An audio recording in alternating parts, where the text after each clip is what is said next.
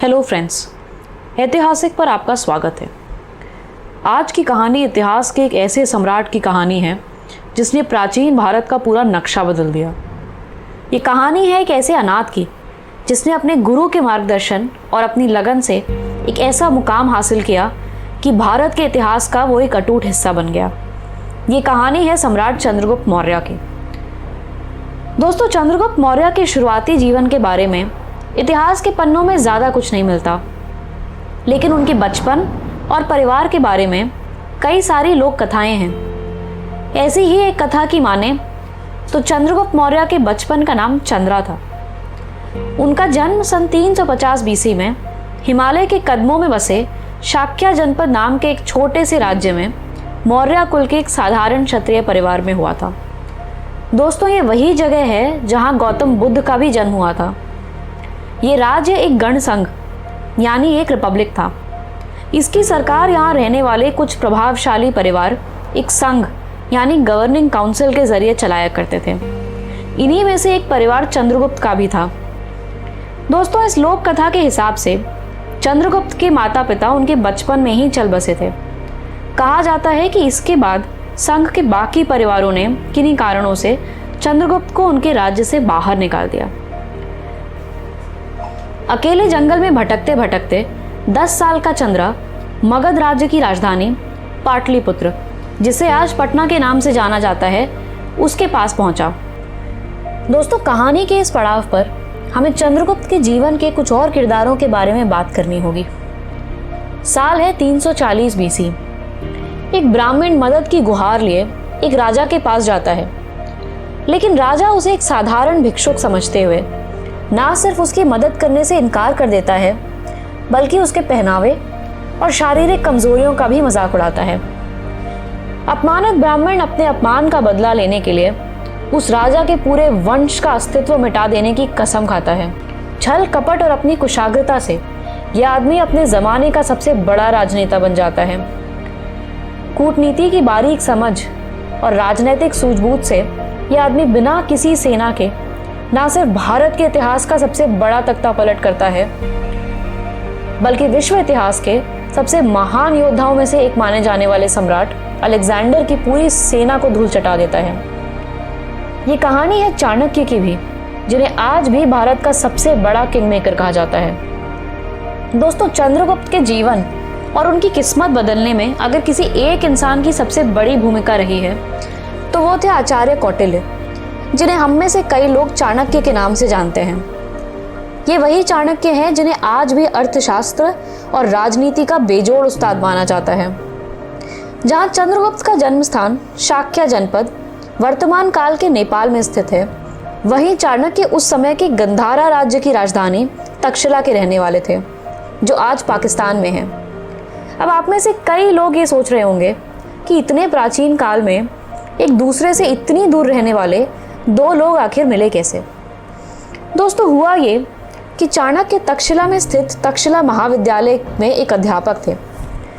यहाँ चाणक्य अपने स्टूडेंट्स को अर्थशास्त्र यानी इकोनॉमिक्स, रणनीति यानी स्ट्रैटेजी और दर्शन शास्त्र यानी फिलॉसफी पढ़ाया करते थे।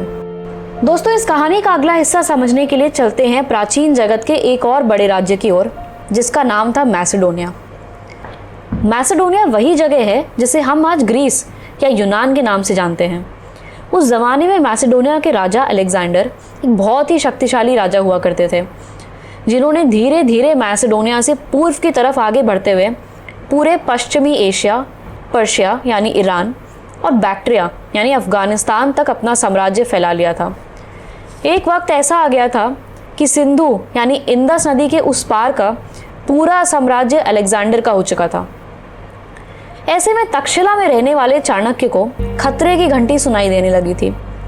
उन्हें पता था कि अलेक्जेंडर को सिंधु नदी पार करके तक्षशिला पर कब्जा करने में ज़्यादा वक्त नहीं लगेगा। ऐसे में वो तय करते हैं कि वो उस समय के उत्तर भारत के सबसे शक्तिशाली राज्य मगध के राजा के पास जाकर मदद मांगेंगे। दोस्तों, उस समय पर मगध में नंदा कुल के धरनंदा नामक राजा का राज हुआ करता था। धरनंदा के राज में मगध राज्य का परचम पूरे उत्तर भारत, मध्य भारत के कई हिस्से और यहाँ तक कि समकालीन महाराष्ट्र के भी कुछ हिस्सों तक लहराया करता था। मगध इतना शक्तिशाली महाजनपद था कि उत्तर भारत यानी नॉर्थ इंडिया के कई छोटे बड़े राज्य मगध साम्राज्य के अधीन हुआ करते थे। धननंदा के राज्य में मगध की सेना में 2 लाख से भी ज़्यादा सैनिक, 2000 रथ और 3000 हाथी हुआ करते थे। दोस्तों, अलेक्जेंडर उस वक्त पूरी विश्व के सबसे शक्तिशाली राजाओं में से एक हुआ करता था। इसके बावजूद भी 3000 हाथियों के साथ मुकाबला करना तो दूर की बात है, अलेक्जेंडर की पूरी सेना ने कभी 300 हाथी तक एक साथ नहीं देखे थे। बल्कि अलेक्जेंडर का हाथियों से पहला सामना 14 साल बाद सन 326 बीसी में हुआ था, जब तक्षशिला के राजा अंबी ने उन्हें 56 हाथी उपहार में दिए थे। ऐसे में चाणक्य जानते थे कि अगर अलेक्जेंडर की सेना को भारत की तरफ बढ़ने से कोई रोक सकता था तो वो सिर्फ मगध की सेना थी। मदद की उम्मीद लिए चाणक्य तक्षशिला छोड़कर मगध पहुंचते हैं और मगध के राजा धननंदा को आने वाले खतरे के बारे में आगाह करते हैं। मगर अपने सैन्य बल और राजनीतिक प्रभाव के गुरूर में धननंदा उनकी चेतावनी को गंभीरता से लेने से इनकार कर देता है। यही नहीं, धननंदा चाणक्य के शारीरिक रूप और साधारण पहनावे का भी मजाक उड़ाते हैं। ऐसे भरी सभा में अपना मजाक उड़ते हुए देखकर चाणक्य अपमानित होते हैं और धननंदा को एक मूर्ख राजा कहते हुए उसी पल ये कसम खाते हैं कि वो उसे और उसके पूरे कुल को बर्बाद कर देंगे। इस बात से क्रोधित होकर धननंदा अपने सैनिकों को चाणक्य को कैद करने का आदेश देता है। काल कोठरी में बंद चाणक्य को यह पता था कि धननंदा के दरबार में कई ऊंचे वर्ण के दरबारियों को इस बात से काफी आपत्ति है कि उन्हें एक शूद्र राजा के आगे सिर झुकाना पड़ता है। इसी बात का फायदा उठाते हुए चाणक्य धननंदा के कुछ दरबारियों के साथ मिलकर षड्यंत्र रचते हैं और काल कोठरी से भाग निकलते हैं। इसके बाद वो छुपते छिपाते हुए जंगल के रास्ते वापस तक्षशिला की ओर निकल जाते हैं। एक दिन जंगल से गुजरते हुए चाणक्य की नजर जंगल में भटकते हुए एक छोटे से लड़के पर पड़ी।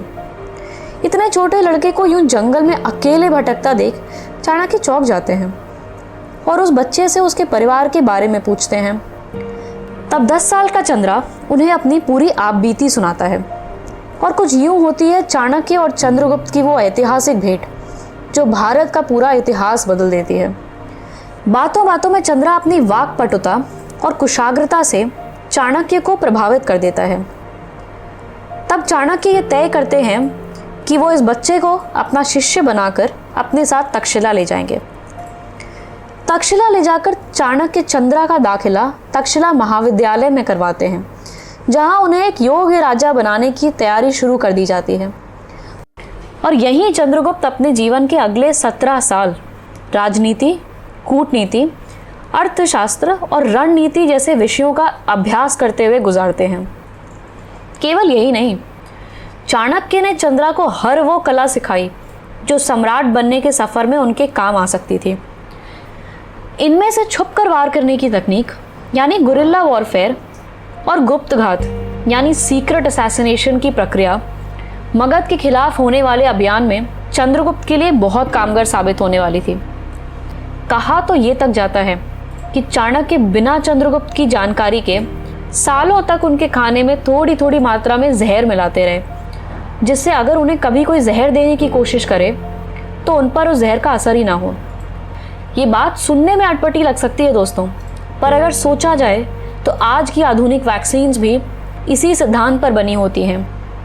ये किस्सा ये दिखाता है दोस्तों कि चाणक्य की सोच अपने समय से कितने आगे थी। जहां एक तरफ चाणक्य तक्षशिला में चंद्रा को सम्राट चंद्रगुप्त मौर्य बनाने की तैयारी कर रहे थे, वहीं सन 327 बीसी में तक्षशिला के राजा अंबी अलेक्जेंडर को एक खत लिखते हुए उन्हें अपने दुश्मन राज्य पंजाब के राजा पोरस पर आक्रमण करने का न्योता देते हैं। जब तक्षशिला के राजा अंबी अलेक्जेंडर की तरफ दोस्ती का हाथ बढ़ाते हैं तो चाणक्य को अपना सालों पुराना डर सच होता हुआ दिखाई देने लग जाता है। चाणक्य जानते थे कि अलेक्जेंडर इस दोस्ती की आड़ में तक्षशिला पर वार करने के लिए घात लगाए बैठा है। थोड़े ही वक्त में अंबी की सेना की मदद से अलेक्जेंडर और उसकी सेना पोरस को हिदास्पस की लड़ाई में हराकर पंजाब पर कब्जा कर लेता है। दोस्तों, हिदास्पस वही नदी है जिसे आज हम झेलम के नाम से जानते हैं। लेकिन इस युद्ध के बाद पोरस अलेक्जेंडर की ओर दोस्ती का हाथ बढ़ाता है।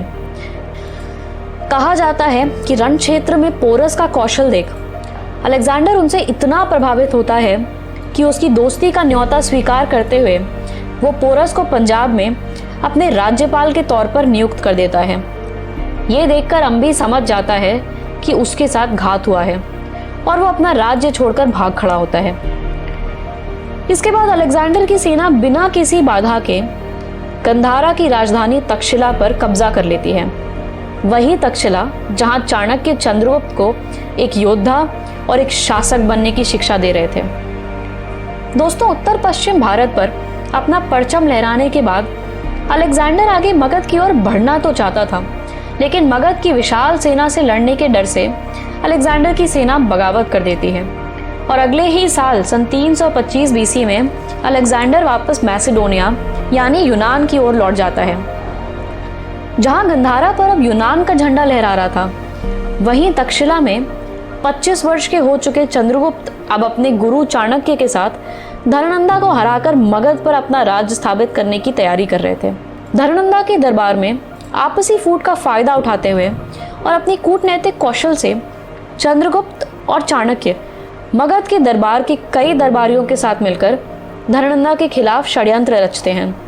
मगध के अधीन आने वाले कई राज्यों के राजाओं के साथ हाथ मिलाते हुए चंद्रगुप्त उनसे मांगी हुई सेनाओं और पंजाब से किराए पर लिए हुए कुछ छोटी छोटी सेनाओं को मिलाकर अपनी सेना तैयार करते हैं। अब यहीं चंद्रगुप्त के लिए चाणक्य की दी हुई सालों की शिक्षा काम आती है। वो गुरिल्ला टेक्निक का इस्तेमाल करते हुए जंगलों के बीच बसे पाटलिपुत्रा को घेर लेते हैं। यहाँ वो और उनकी सेना एक के बाद एक धननंदा की सेना पर अप्रत्याशित हमले करते हैं। इस युद्ध का वर्णन विशाखादत्त के नाटक मुद्र राक्षस से लेकर बौद्ध ग्रंथ त्रिपिटका जैसी कई साहित्यिक स्रोत में पाया जाता है, जहां इस बात पर तो कोई शक नहीं है कि चंद्रगुप्त की सेना के आगे मगध की सेना पूरी तरह से ध्वस्त हो जाती है। वहीं धननंदा के अंत के बारे में साहित्यिक स्रोत में कई अलग अलग धारणाएं पाई जाती हैं। कुछ स्रोत ऐसा कहते हैं कि धननंदा जंग के मैदान में घायल होकर मृत्यु को प्राप्त हो जाता है। वहीं कुछ दूसरे स्रोत की माने तो धननंदा को उसके ही कुछ दरबारी चंद्रगुप्त और चाणक्य के साथ रची हुई साजिश के मुताबिक जहर दे देते हैं। धननंदा का अंत चाहे कैसे भी हुआ हो, ये तो साफ है कि सन 321 बीसी में आखिर चंद्रगुप्त को मगध का सम्राट बनाकर चाणक्य अपना बदला और चंद्रगुप्त का सपना दोनों पूरा कर देते हैं और इसी तरह जन्म होता है सम्राट चंद्रगुप्त मौर्य का। दोस्तों, ये कहानी केवल एक कहानी नहीं है। इस कहानी से हमें अपने जीवन को सफल बनाने के लिए एक बड़ी सीख मिलती है। चंद्रगुप्त मौर्य के संघर्ष से हम ये सीख सकते हैं कि जीवन में चाहे कितनी भी बड़ी आपदा क्यों ना आ जाए, हमें आगे बढ़ते रहना चाहिए और अपना जीवन फिर से सुधारने की कोशिश करते रहना चाहिए। अंग्रेजी में एक कहावत है दोस्तों, every cloud has a silver lining. अगर चंद्रगुप्त के जीवन में बचपन में ही इतनी बड़ी विपदा नहीं आई होती तो शायद वो चंद्रा से कभी सम्राट चंद्रगुप्त मौर्य नहीं बनते। चाणक्य के जीवन से हमें ये सीखने को मिलता है कि धैर्य, लगन और दृढ़ निश्चय से इंसान कुछ भी हासिल कर सकता है। धननंदा और चाणक्य के प्रसंग से हमें ये देखने को मिलता है कि इंसान की परख करने में भूल करना हम पर कितना भारी पड़ सकता है। कहते हैं ना, नेवर जज a book by its cover. दोस्तों, ये पूरा प्रसंग भारत के इतिहास में एक वाटरशेड मोमेंट यानी इतिहास बदल देने वाला वाक्य रहा है। छोटे छोटे राज्यों में बटा ये देश अब पहली बार एक सम्राट के सीधे शासन में आकर भारतवर्ष बनने वाला था। चंद्रगुप्त मौर्य, बिंदुसार और अशोक जैसे मौर्य कुल के राजाओं ने मगध की सीमाओं का विस्तार कर तकरीबन पूरे उपमहाद्वीप को ही एक राज्य में बांध लिया था। पहली बार इन अलग अलग राज्यों के नागरिकों ने अपने आप को एक ही राजनीतिक और सांस्कृतिक डोर से बंधा हुआ पाया। दोस्तों, कुछ ऐसे पड़ी थी हमारे आज के भारत देश की नींव और इसीलिए ये प्रसंग है ऐतिहासिक।